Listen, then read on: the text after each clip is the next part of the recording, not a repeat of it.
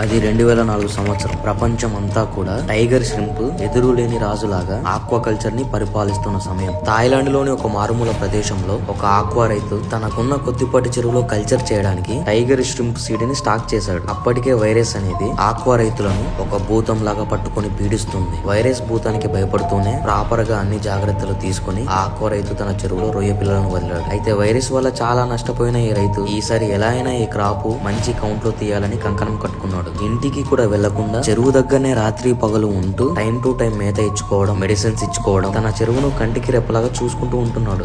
చూస్తూనే రోజులు గడిచిపోతున్నాయి. అయితే ముందు నుంచే చెక్ ట్రేలో సైజు వేరియేషన్ ఉన్న ఎనిమల్స్ ని అబ్జర్వ్ చేసుకుంటూ వస్తున్నాడు. రోజులు పెరిగే కొద్దీ సైజు వేరియేషన్ సమస్య కవర్ అవుతుందిలే అని అనుకుంటూ తన పని తను చేసుకుంటూ వెళ్తున్నాడు. చెరువులో పిల్ల వేసి దాదాపు 100 రోజులు దాటింది. రొయ్యలైతే మేతల్ని ఆపకుండా బాగానే తీసుకుంటున్నాయి. కానీ రొయ్యలు తింటున్న మేతకి రొయ్యల గ్రోత్ కి అసలు సంబంధమే లేదు. సైజు వేరియేషన్ సమస్య రోజు రోజుకు పెరుగుతూనే ఉంది. ఆ రైతుకి ఏమీ అర్థం కావడం లేదు. రొయ్యలకు వైరస్ ఏమైనా అటాక్ అయ్యి ఇలా జరుగుతుందా అని అనుకుందామంటే మేతల్ని బాగానే తీసుకుంటున్నాయి. ఒక్క రొయ్య కూడా చనిపోవడం లేదు. ఆ రైతుకి ఏమీ అర్థం కాక తన తలకాయను పట్టుకుని చెరువు దగ్గర ఒక్కసారిగా కుప్ప కూలిపోయాడు. ఇదంతా దూరం నుంచి గమనించిన తన పక్క చెరువు రైతు పరిగెత్తుకుంటూ తన దగ్గరికి వచ్చి ఏమైందని అడిగాడు. మన రైతు జరిగిందంతా చెప్పాడు. ఇదంతా విన్న ఆ పక్క చెరువు రైతు కూడా నా చెరువులో కూడా ఇలానే జరుగుతుంది, నాకు కూడా ఈ సమస్య ఏంటో అర్థం కావడం లేదు అని అంటూనే తను కూడా ఒక్కసారిగా కుప్ప కూలిపోయాడు. అయితే కొన్ని రోజుల క్రితం ఆ పక్క చెరువు రైతుకి అవసరం నిమిత్తం మన రైతు చెరువులో వాడుతున్న ఏరేటర్స్ ని తన చెరువులోకి తీసుకున్నాడు. ఇక ఈ సమస్య అంతా కూడా మెల్లమెల్లగా చుట్టుపక్కల ఉన్న చెరువులకు కూడా వ్యాపిస్తుంది. అది 2004 సంవత్సరం. థాయిలాండ్ ఆక్వా రైతులకు ఏమీ అర్థం కావడం లేదు. చెరువులో పిల్ల వేసి రోజులు పెరుగుతున్నా రొయ్యల గ్రోత్ అనేది అసలు ఉండటం లేదు. ఈ సమస్య రోజు రోజుకి పెరిగి